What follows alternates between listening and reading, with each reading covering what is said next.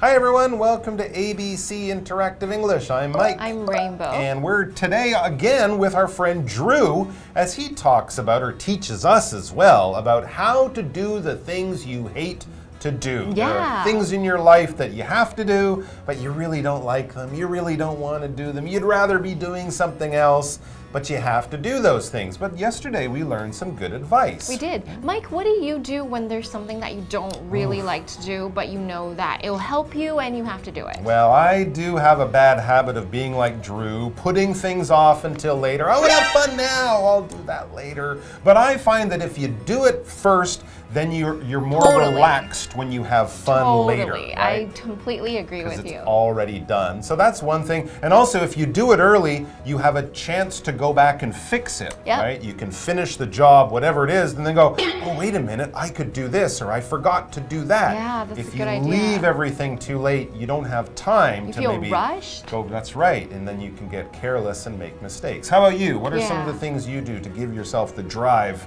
to take on those things you don't want to take on?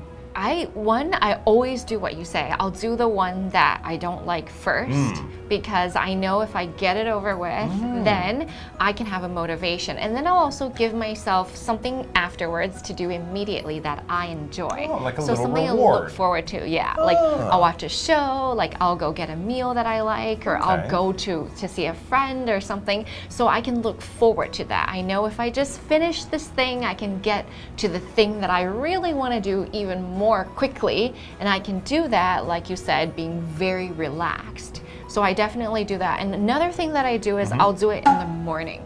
Oh, okay. Very early morning, so I still have my day ahead of me. So if I get up, the first thing I do is I get the things that I need to do first, and I feel like my whole day is ahead of me and I didn't waste time doing what I didn't like. Okay. So that really helps me. It's all about doing it early and then enjoying the time after you're finished, you're successful, and then you can really relax and enjoy yourself. Let's find out more good advice from Drew as he gets his life organized and learns how to do the things he hates to do.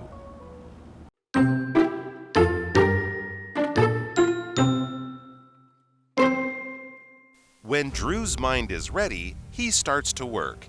He takes his list of jobs and puts them in order from most to least important.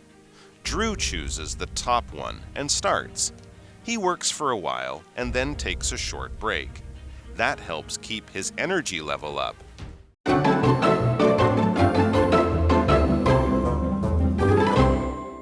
All right, how to do the things you hate to do, part 2.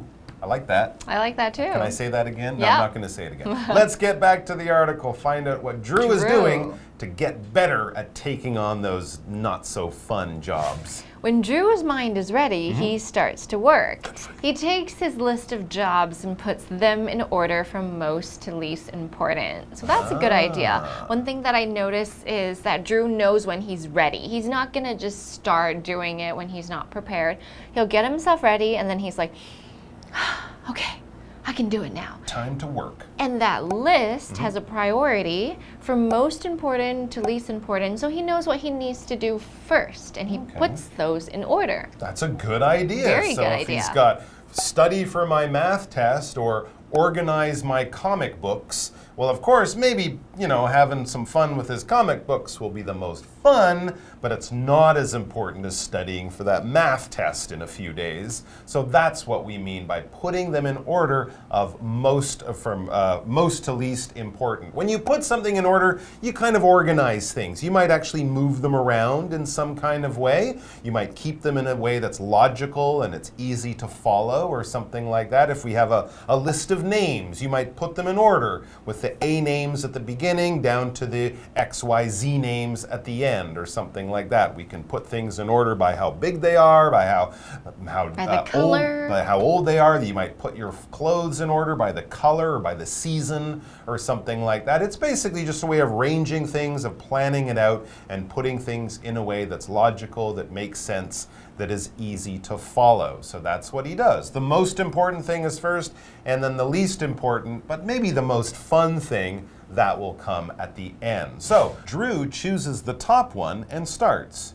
So that's the most important. That's the one he begins with, and hopefully he'll get it done first. So the verb to choose means you pick it, you select it. You look at it and then you say, I want that one. So to choose it is an active decision of saying, I want this one. This one is for me right now. And there are many things in life that involve a choice, which is the noun form, and the action is to choose. For example, when you wake up in the morning, you would choose what clothes you want to wear today. Out of a line, you say, I want this one. You could choose your breakfast from a few different choices. You can choose to spend time with the people who you are good friends with. And you can also choose not to go somewhere if you're very tired. So your life has many different things you can actively choose or actively select.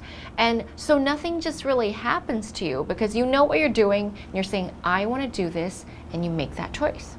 All right, so there you go. He'll choose the most important one, which totally makes sense. And then we read, he works for a while and then takes a short break. Now, this is good advice for almost anything you're trying to do, especially if it takes quite a long time.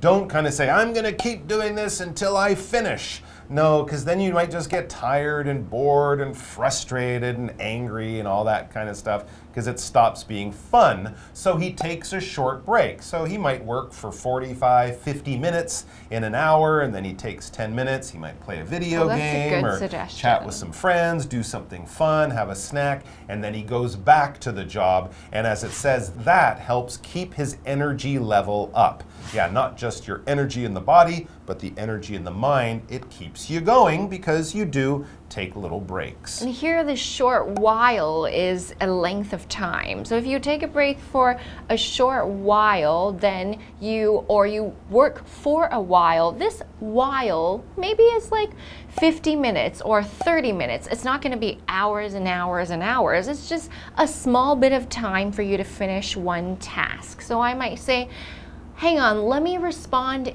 in a while. Maybe it could be when I'm free in a short period of time, but you won't have to wait days and days. It'll just be when I'm ready. So a while isn't really time specific. It depends on what type of task and the time that you need, but it's a period of time that you give to yourself for a specific purpose, and you can use a while or a short while before that word.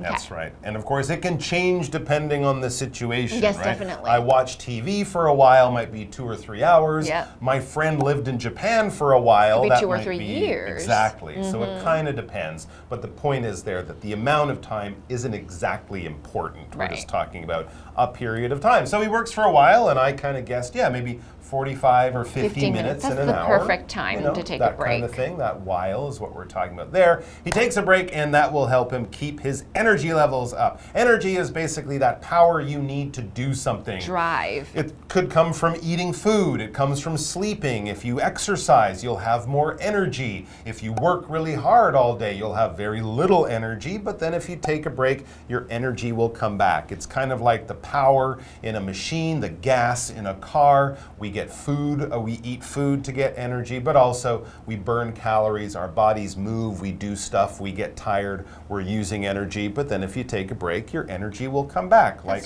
putting power into your cell phone. So here we talk about the energy like a battery, and the energy level is where your battery is at. If the level is very low, you're at 30%, that means you're about to fall asleep and you really need food, or you're not feeling very good and you're pretty mad. But if your energy levels are high, that means, hey, you woke up in the morning, you feel great, you slept pretty well, you had a great breakfast, and you're ready to go. So the level is how high or low something is, and it could be measured by feeling, or it could be measured by numbers. Okay, so let's go ahead and take a break, and we'll talk more about how Drew manages to make himself a bit better because he has these different rules and ways of living.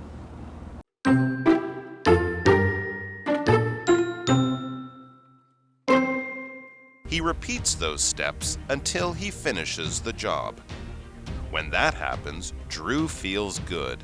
He celebrates by telling himself, "Yay, you did it." That good feeling helps Drew finish his other jobs.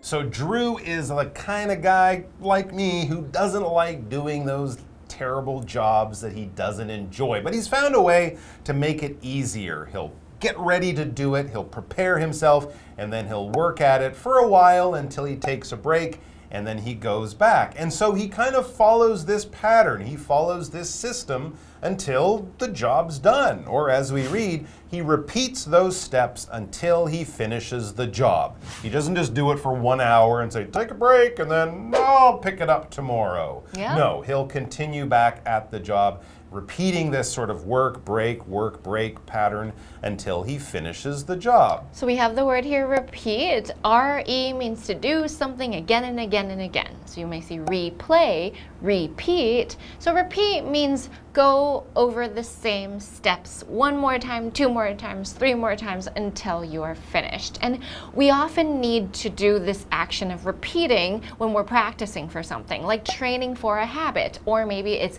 when you're working out, trying to hit a goal, or when you're trying to finish your homework, you have to study, break, study, break, and you have to repeat. You can also repeat songs that you really like. So if you hear something online and you really like it, you can hit the repeat button and it just plays it again and again, and you can also call that replay. So repeating is a process that we do when we're trying to complete something or learn something new to train ourselves. There you go. And it's also just a good way of getting into a groove, kind of getting into it, having it become feeling. Sort of, exactly. Part of you. Exactly. And in this case, he's repeating these different steps. This is what you do if you're practicing, if you're learning how to play a musical instrument or a sport. There might be different things you have to do to complete the job. And we might 2, 3, lay 4. those out or teach them to you in steps. In order. Instead of trying to do the whole thing from beginning to end successfully, let's just break it down into smaller sections,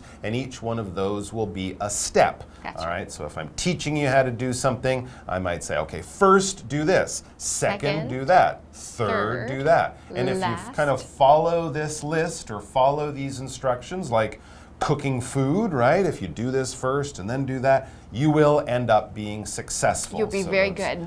Different things are steps. And you also feel good about yourself when you've gotten those steps down and you're good at them. Sure, and as you say, if you repeat them, then you learn them, and then you're just doing it very naturally. And then it's easy.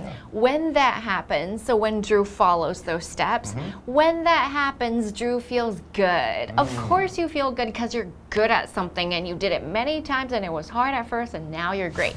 He celebrates by telling himself, yay, you did it. So that's giving yourself a pat on the back.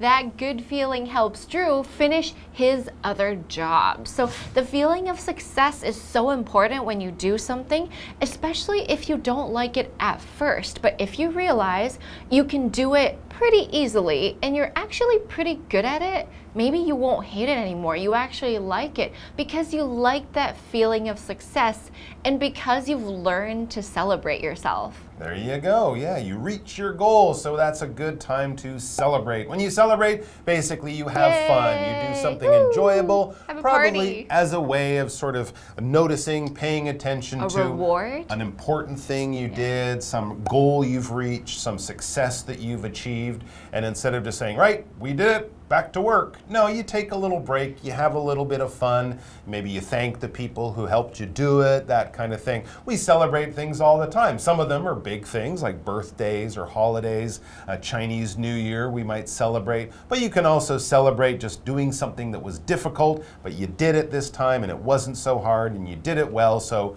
good job me, yay, way to go, have a bit of fun, and then back to work because there's always more stuff to do. Well, thanks for joining. Fun is so good, so Absolutely. important. Thanks for joining us, guys. We hope these tips will help you achieve your success, and we look forward to seeing you back here very, very soon. Until then, we celebrate you. Celebrate. Bye-bye.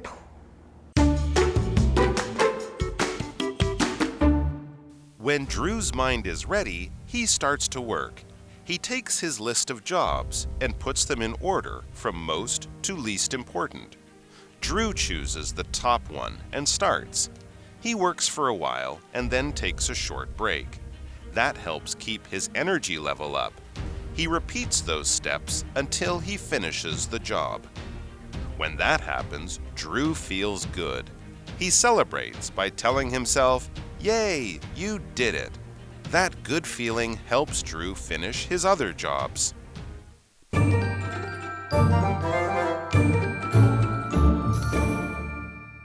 Hi, I'm Tina. 我们来看一下这课的重点单字。第一个 choose 动词选择，它的三态是 choose, chose, chosen.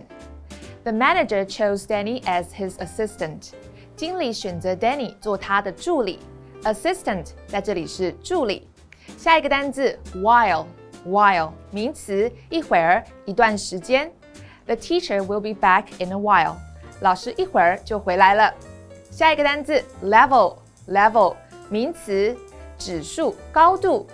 The water level in the lake is higher after the storm.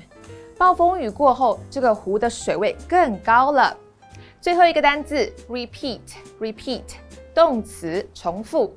Please don't repeat the mistake. 请别再重复犯同样的错误。接着我们来看重点文法。第一个 put 名词加上 in order， 将什么按照顺序排列。In order 指的是按照顺序。我们来看看这个例句。I put the photos in order by their size. 我将照片按照尺寸大小排列。下一个文法 from most to least important， 从最重要到最不重要。Most 最和 least 最不，用来修饰多音节的形容词，这是最高级的用法。我们来看看下面这个句子。The computers go from most to least expensive. 那些电脑从最高价到最低价都有。最后一个文法 by 加上 VING， 借由靠着做某事。介系词 by 在这里表示借由什么的方式。我们来看看这个例句。We can solve the problem by asking the teacher for help. 我们可以借由向老师求助来解决这个问题。以上就是这一课的重点单字跟文法，回家要记得复习哦。我们下一课再见，拜拜。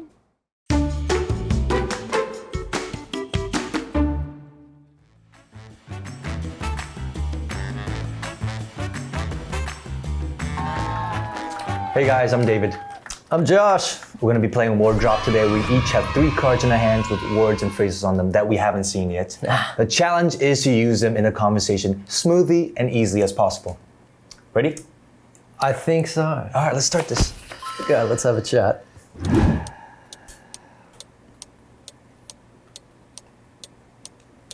Okay. I'm looking forward to this conversation. Yeah. So I was traveling to Paris, and then I bought the regular class. So I was sitting in the middle.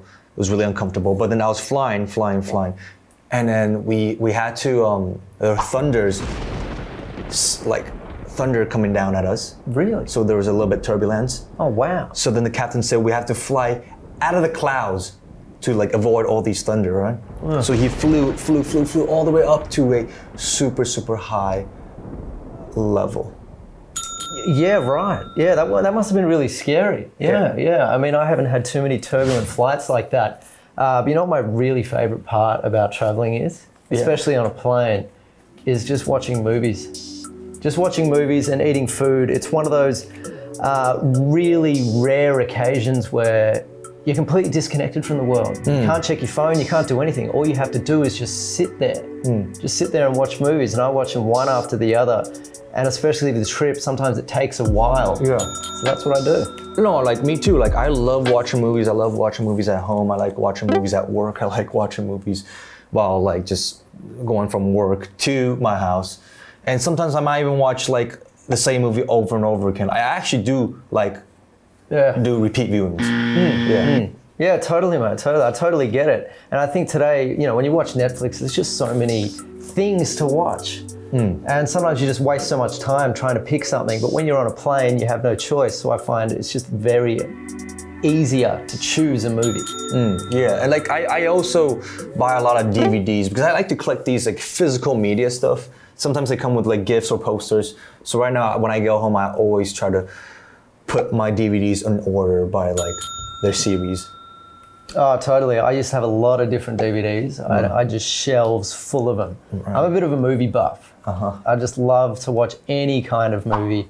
Doesn't matter who's in it. A thing that I really love to do, I'll just watch a movie. I won't even read anything about it. I'm not going to read a review, just going to go in with an open mind. And when I did have a lot of movies, I used to categorize them probably from most to least in terms of appearances by Leonardo DiCaprio.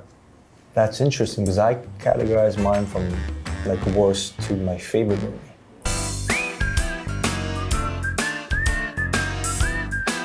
See you next time!